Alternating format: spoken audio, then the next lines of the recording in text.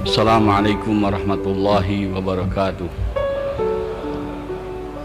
Alhamdulillah, nahmaduhu wa nasta'inuhu wa nastaghfiruh wa na'udzu billahi min syururi anfusina wa min sayyiati a'malina. May yahdihillahu fala mudhillalah wa may yudlilhu fala hadiyalah. Asyhadu an la ilaha illallah wahdahu la syarika lah wa asyhadu anna Muhammadan abduhu wa rasuluh la nabiyya ba'dah. Allahumma salli wa sallim wa barik ala rasulihil karim wa ala alihi wa sahbihi ajma'in. Qala Allah ta'ala fil Qur'anil karim ba'da a'udzu billahi minasy syaithanir rajim. وَالَّذِينَ جَاهَدُوا فِينَا لَنَهْدِيَنَّهُمْ سُبُلَنَا وَإِنَّ اللَّهَ لَمَعَ الْمُحْسِنِينَ. Shadaqallahul azim. Para bapak, saudara-saudara, hadirin kaum muslimin yang mulia, untuk bisa melihat segala sesuatu yang ada di sekitar kita ini diperlukan dua sinar. Pertama, sinar luar. Yang kedua, sinar daripada diri kita sendiri. Sinar luar, kalau di siang hari misalnya matahari, kalau di malam hari adalah lampu. Dan sinar daripada diri kita, yaitu mata kita sehat dan terbuka. Barulah kita bisa melihat apa yang ada di sekitar kita. Tapi kalau hanya ada satu sinar saja, katakan di siang hari sinar matahari terang benderang, tapi mata kita tertutup atau buta, kita tidak bisa melihat. Atau mata kita terbuka dan sehat, tetapi sinar luar tidak ada. Tidak ada matahari, misalnya di malam hari gelap, tidak ada lampu, gelap gulita, juga kita tidak bisa melihat. Jadi dua-dua sinar ini perlu untuk bisa melihat apa-apa yang sekitar kita. Kalau hanya ada satu saja, tidak cukup. Tidak kita bisa melihat benda-benda di sekitar kita. Begitulah kata para ulama, untuk memahami agama ini diperlukan dua sinar. Sinar luar dan sinar daripada diri kita sendiri. Untuk memahami agama, sinar luar adalah Quran dan hadis. Sinar daripada diri kita adalah mata hati kita terbuka. Dengan terbukanya mata hati dan kita belajar Quran, belajar hadis, maka akan paham dengan agama ini. Kita tahu mana hak, mana batil, dan Allah akan kasih kekuatan kepada kita untuk mengamalkan hak dan menjauhi yang batil. Tapi kalau hanya ada satu sinar saja, katakan kita belajar Quran dan hadis, tetapi mata hati kita tertutup, tidak terbuka, maka tidak akan paham dengan agama. Bahkan kita tidak akan bisa mengamalkan agama. Sebaliknya, kalau mata hati kita terbuka, tetapi kita tidak belajar Quran, tidak belajar hadis, juga tidak paham dengan agama, karena agama bersumber daripada Al-Quran dan hadis. Jadi kedua-dua ini perlu. Kita belajar Quran, belajar hadis, juga adalah bagaimana supaya mata hati kita terbuka. Maka Rasulullah SAW mengajarkan agama kepada para sahabat, tidak hanya merasa cukup dengan diajarkan kepada para sahabat Quran dan hadis, tetapi diusahakan hati para sahabat ini terbuka, yaitu dengan diajak bermujahadah di jalan Allah. istilah Al-Qur'annya untuk membuka mata hati ini adalah tazkiyah, pembersihan jiwa, korban dengan harta dan diri dan bermujahadah di jalan Allah. Itu untuk membuka mata. Maka sahabat-sahabat radhiyallahu anhum bukan hanya belajar Quran dan hadis daripada Rasulullah, tapi mereka disertai bermujahadah di jalan Allah. Hadraji Sayyidina Hasan rahmatullahi mengatakan ayat Quran yang bunyinya qad aflaha man tazakka, sungguh beruntung orang-orang yang mensucikan diri. Yang mensucikan diri ini adalah yang bermujahadah keluar jalan Allah Subhanahu wa taala. Hadirin yang mulia, tanpa kita bermujahadah di jalan Allah, susah untuk memahami agama. Kelemahan pendidikan Islam di zaman ini adalah meninggalkan tazkiyah, meninggalkan pembersihan jiwa, meninggalkan mujahadah, meninggalkan bagaimana membuka mata hati. Pengajian-pengajian di sekolah-sekolah, pesantren, hanya diajarkan Quran dan hadis, tidak disertai dengan bermujahadah. Maka tahu, bahkan bisa hafal dengan Quran dan hadis, tapi agama tidak dihayati. Berapa banyak orang yang belajar Quran dan hadis, tahu bahwa hukumnya sholat itu fardu, meninggalkannya adalah dosa, tapi kita lihat kenyataan, sebagian besar orang yang tahu itu sholat fardu, bahkan tata cara tahu, sebagian besar tidak sholat tadi. Kenapa? Karena mata hatinya tidak terbuka.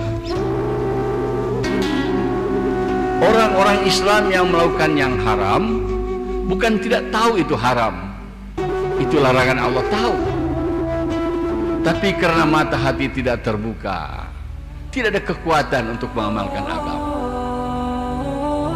Jadi ini perkara penting, hadirin. Tidak cukup kita belajar Quran hadis saja, harus disertai dengan tazkiyah, pembersihan jiwa, dengan bermujahadah. Orang-orang kafir yang tidak beriman merasa mereka akan paham dengan Islam kalau Islam itu dipelajari di university, di Eropa, di Amerika. Ada jurusan Islamologi, jurusan keislaman, diajarkan Quran dan hadis. Di antara mereka hafal beberapa ayat Quran dan beberapa hadis, tapi tidak Islam, karena hatinya tidak terbuka. Abu Jahal, Abu Lahab, dia dengar Quran dan paham karena itu bahasa mereka, tapi tidak Islam, karena tidak mau berkorban, tidak mau bermujahadah jalan Allah Subhanahu wa taala. Hadirin, sekarang banyak keluhan kita dengar bahwa Islam ini susah diamalkan, berat untuk diamalkan. Betul, susah diamalkan dan berat diamalkan bagi orang yang mata hatinya tertutup.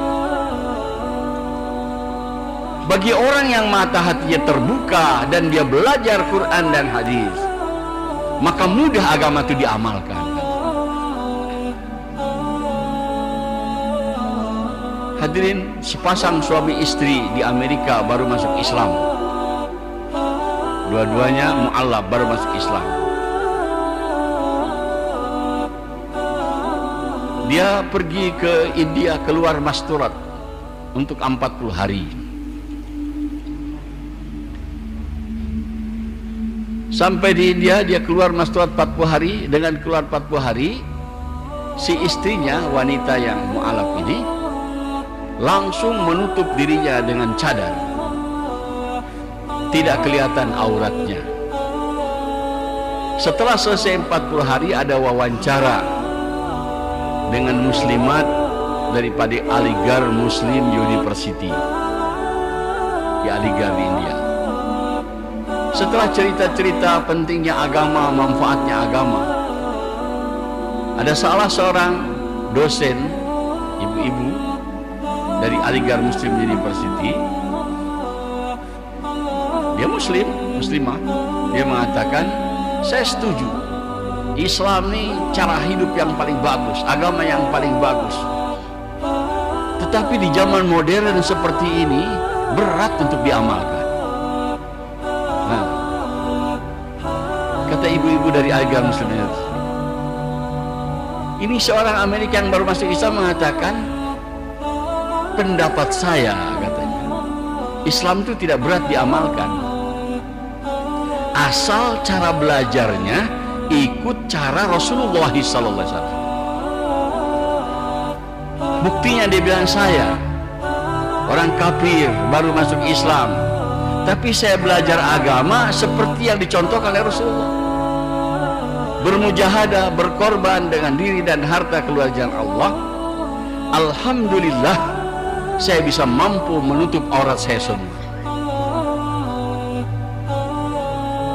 Ibu-ibu ini dia bilang belajar agama dari lahir sudah Islam, tapi cara belajar agamanya tidak ikut cara yang dicontohkan Rasulullah. Bertahun-tahun, puluhan tahun sampai sekarang tidak mampu menutup aurat.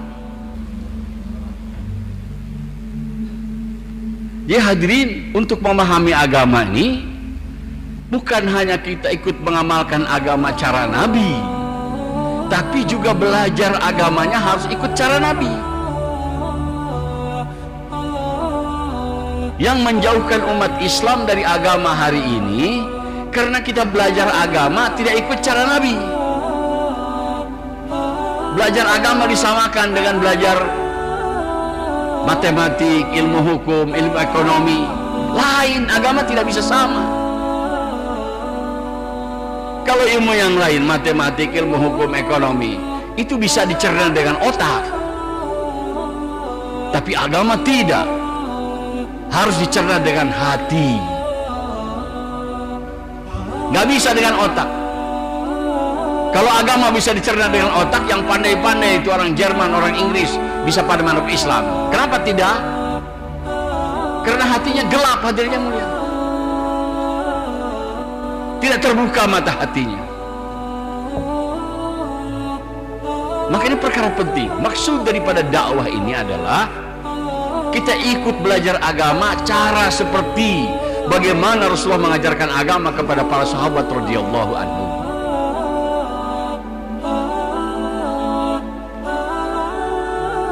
Semua sahabat diajak bermujahadah. Macam Sayyidina Abu Bakar, Sayyidina Utsman, Sayyidina Ali. Bukan tamatan ibtidaiyah aliyah, bukan. Kalau dikatakan mesanten di mana tuh Abu Bakar? Tapi belajar agama dengan Rasulullah, bermujahadah. Maka Allah kasih kepada sahabat radhiyallahu anhu kepahaman agama. Waktu perintah sholat turun, 100% para sahabat sholat hadirnya. Waktu larangan meminum keras diharamkan, waktu minum keras diharamkan, semua para sahabat meninggalkannya karena mata hatinya terbuka. Jadi ini yang hadir yang mulia. Maksud daripada dakwah dan tabligh ini mengajak kepada setiap kalangan umat Islam belajar agama seperti bagaimana Rasul mengajarkan agama kepada para sahabat radhiyallahu anhu, yaitu dengan bermujahadah dengan Tuhan.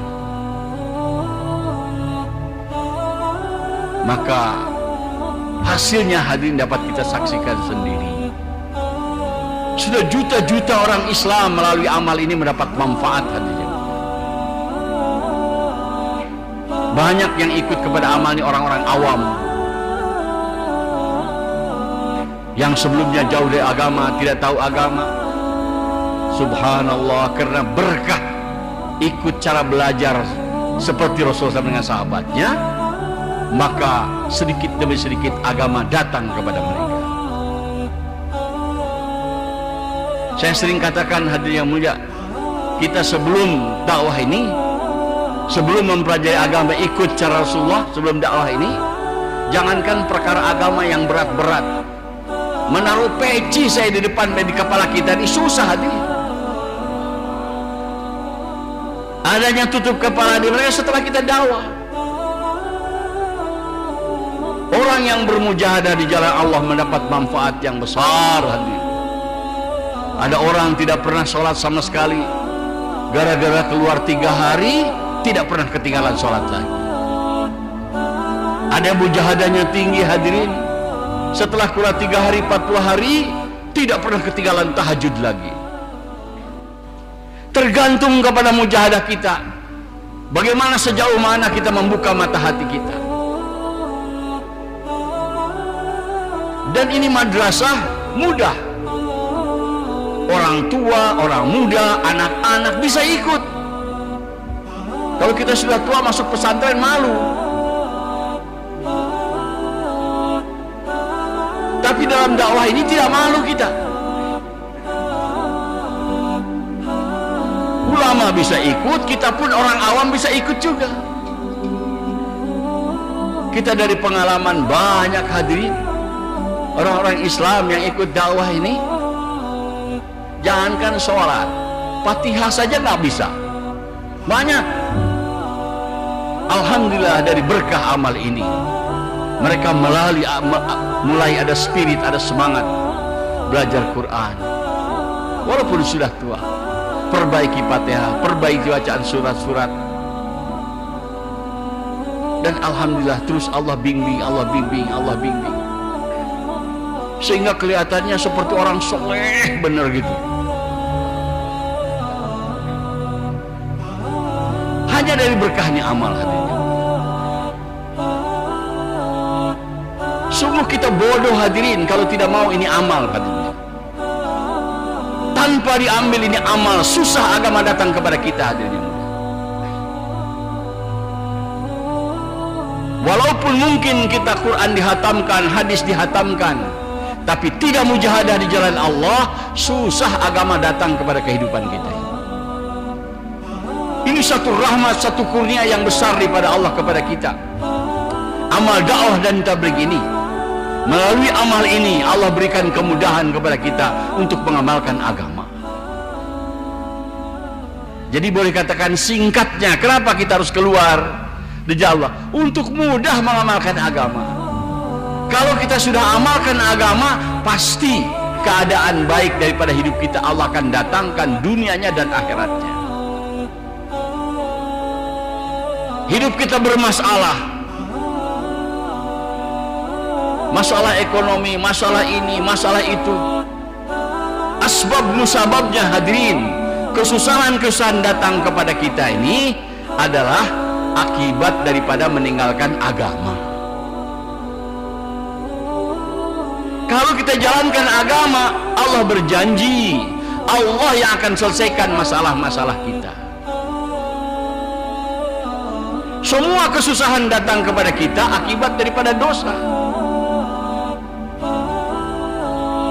Cuman kita mau berusaha menyelesaikannya dengan cara-cara logika, cara-cara umum, cara-cara orang kafir yang tidak beriman. Tidak bisa selesai.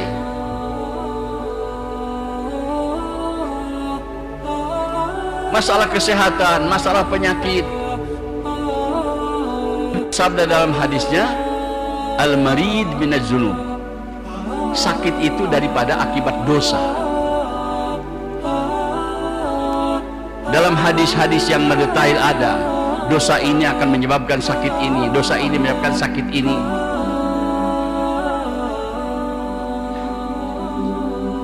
Di antara disebutkan kalau perzinahan merajalela, Allah akan datangkan penyakit yang belum ada sebelumnya dan tidak ada obatnya. Sekarang kita hanya berusaha bagaimana menghilangkan penyakit itu dengan ilmu kimia, dengan ilmu pengobatan. Sibuk di laboratorium menciptakan obat-obat penelitian. Karena mereka bermujahadah di situ, Allah kasih. Dapat disembuhkan itu penyakit, tapi perzinahan tidak dihentikan. Allah datangkan lagi penyakit baru yang tidak ada obatnya lagi.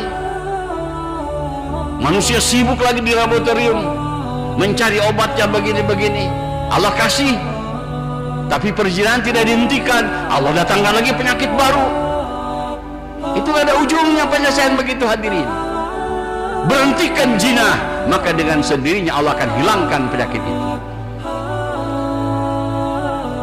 Atasi segala masalah dengan agama,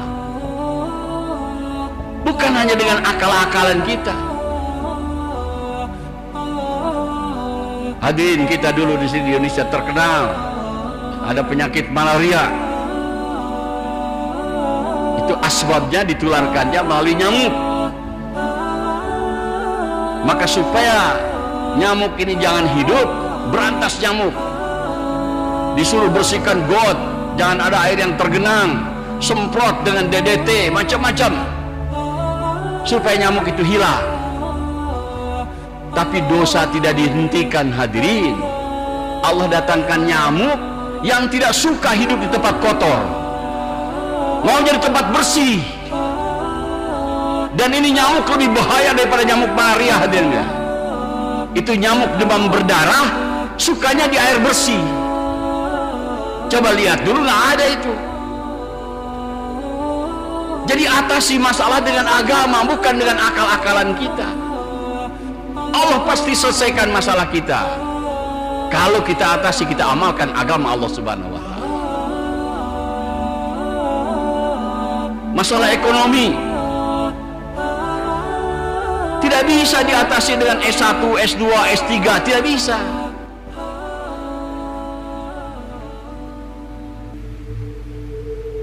Di zaman Rasulullah, kalau ada daripada keluarga Nabi atau keluarga sahabat mengadukan masalah kesulitan ekonomi, Nabi sebagai penyelesaian membacakan ayat wa'mur ahlaka bis-shalah wastabir 'alaiha la nas'aluka rizqan nahnu narzuquka wal 'aqibatu littaqwa. Perintahkan kepada keluargamu untuk sholat dan bersabar atasnya, jangan sekali dua kali. Perintahkan terus, ajak lagi, ajak lagi. Kami tidak minta rizki daripada kamu, kamilah yang memberikan rizki kepada kamu. Wal akibatul taqwa, dan akibat yang baik bagi orang-orang yang takwa. Ini cara Rasulullah menyelesaikan ekonomi hadirin yang mulia. Kalau sebagian besar umat Islam tidak sholat, walaupun kita punya jago-jago ekonomi S4, S5, nggak bakal beres hadirin. Agama penyelesai masalah. Masalah dunia dan masalah akhirat hanya dapat diselesaikan dengan agama. Nah, untuk tentangnya agama inilah kita bermujahadah, keluar jalan Allah, belajar agama bagaimana seperti para sahabat radhiyallahu anhum belajar agama. Orang tidak paham karena sekarang fokusnya uang, mau kerja kalau ada hasilnya uang. Dengan kita keluar di jalan Allahnya hadirin, bukan dapat uang, kita korban uang. Tetapi hasilnya bukan Allah kasih uang, Allah kasih agama. Kalau agama sudah wujud dalam kehidupan kita, masalah diselesaikan oleh Allah Subhanahu wa Ta'ala. Maka maksud kita kumpul-kumpul di sini hadirin ya, dengar targib-targib, bayan-bayan, nasihat-nasihat daripada para masyayikh. Intinya, maksudnya supaya kita mau keluar di jalan Allah Subhanahu wa Ta'ala. Insyaallah siap semua hadir insyaallah. Jadi jangan kita hadir di sini hanya sekadar dengar bayan, dengar ceramah, tapi pasang niat untuk dapat manfaat daripada perkumpulan dan berkah ini adalah kita keluar di jalan Allah Subhanahu wa Ta'ala 4 bulan, 40 hari, 1 tahun dan sebagainya. Jangan sampai ada daripada kita yang hadir di majlis ini pulang ke rumah tapi semua keluar di Allah Subhanahu wa Ta'ala. Insyaallah siap semua insyaallah. Semoga Allah kabulkan. Subhanakallahumma bihamdika nasyhadu an la ilaha illa anta nastaghfiruka wa natubu ilaik. Wassalamualaikum warahmatullahi wabarakatuh.